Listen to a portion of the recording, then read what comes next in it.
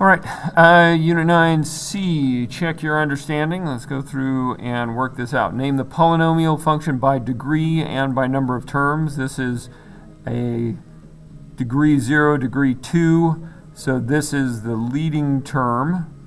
My leading term, the degree of the leading term is the degree of the polynomial, so this is degree 2, which I call quadratic. Not just me, everybody calls that quadratic. And there are two terms, so this is a quadratic binomial. All right, three terms here, so I know this one's going to be a trinomial. And if I look, this is degree 2. This is a quadratic linear cubic with degree 3. So overall, this is cubic. The leading term in this one is the x cubed. Okay, this is another binomial that we are looking at here, and I've got a constant and a linear, degree 0, degree 1, so 1 wins in that one, and this is a linear binomial. All right, first simplify the polynomial, then name it by degree and the number of terms. Okay, well, if I'm going to simplify, that means I got to multiply these things together. I'm going to put these two big ones together first. I do that with my area model. Get a 4x minus 3, a 4x plus 3. That makes this a 16x squared. Notice this is doing the opposite of the factoring stuff that we had done. I'm going to try to focus again because that feels like it could be focused better. Okay, that's a 16x squared in there. This is a minus 12x, this is a plus 12x, and that's a minus 9. So when I bring all that together, I have the 16x squared, the minus 12x, the plus 12x cancel each other out, and I get a minus 9. And so I just need to distribute then a 2x into a 16x squared minus 9. Again, I'm multiplying these together. I'm not trying to factor. So stuff goes on the outside when I'm multiplying. When I'm trying to factor, I'm putting stuff on the inside. This gives me a 32x, 2 from there, 1 from there. That's 3 minus 18x. So my answer here is 32x cubed minus 18x. Okay. And that is a cubic binomial. It's hard to tell that it was going to be a cubic binomial when it was all factored out like this. Factors, remember, are parts of a multiplication problem. Okay. 2 times x minus 1 squared minus 4. I got to deal with the squared first. X minus 1 squared means I need to do x minus 1 times x minus 1. So multiplying binomials together takes a box like this, so that's an x squared minus x plus x minus 1. Oh, sorry. This is also a minus x. And a plus 1, because negative times negative.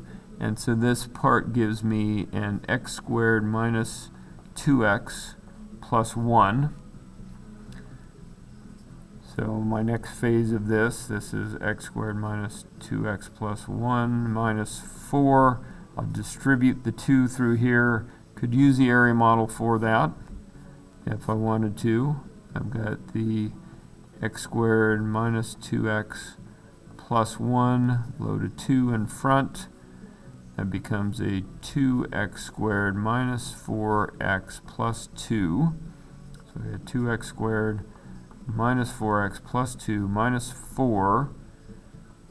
Plus 2 and minus 4 are common factors. So 2x squared minus 4x minus 2, and that looks like a quadratic.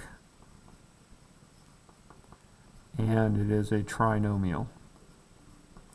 So this standard is about recognizing when I have a quadratic in the first place, this first one, because doing the work I figured out it was cubic, so it is not quadratic. if it's already in this form here, I can recognize my quadratics there. We did that in the polynomial chapter. So this is the only one of these that is a quadratic. This one is a quadratic. Let's work on this one. I'm going to multiply the 2x minus 5 times the 7 minus 3x. Gives me a 14x there, minus 35, minus 6x squared, plus 15x. If I pull these out in standard form, that's a negative 6x squared, plus 29x's, the 14 and the 15 are like terms, minus 35. I've still got the 4 here, so this is 4 times negative 6x squared plus 29x minus 35. I could use the area model like I did before to distribute, or I may be seeing that now easy enough that I can say, well, the 4 needs to get multiplied by that. That's going to be a negative 24x squared. 4 times 29 is 4 times 30 would be 120. This is 4 short of that, so 116x. And 2 35s are 70, and 2 70s are 140. So that looks like the simplified version of that. This is also a quadratic trinomial.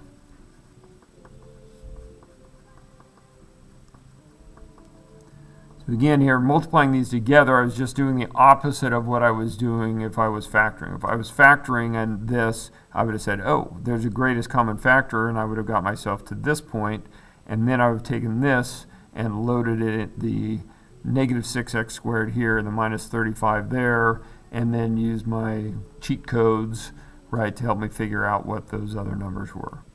So quadratic trinomial here also recognized as a quadratic. All right, use differences to determine whether the table represents a linear function, a quadratic function, or some other kind of function. So linear functions are characterized by a constant first difference. That means when I do the subtractions that I'm going to do, because that's what difference is talking about, I get the same number every time. That's what it means to be a constant first difference. So first thing, the only time this ever works, get the lights back on, is the x's have to be evenly spaced. So I get a negative 3, the gap here, from there to there, it added 2, from there to there, it added 2, from there to there, it added 2.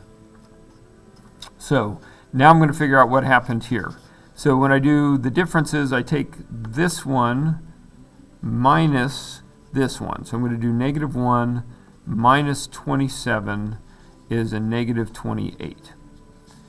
Negative 5 minus negative 1 is negative 5 plus 1. That is a negative 4. 15 minus negative 5, or 15 plus 5, that is a 20. 28, negative 4, or negative 28, negative 4, and positive 20 are definitely not the same number. So this is not a constant first difference, so therefore it's not linear. Second difference is, I'm going to do the same thing as I did before, but I'm going to work off of these numbers. So I'm going to do negative 4 minus negative 28. That's negative 4 plus 28, which is 24. And then for this one, 20 minus negative 4, which is 20 plus 4, which is also 24. This number and this number are the same. This is the second time I've done the differences. So this is a constant second difference. And if I get a constant second difference, it means that this is quadratic data.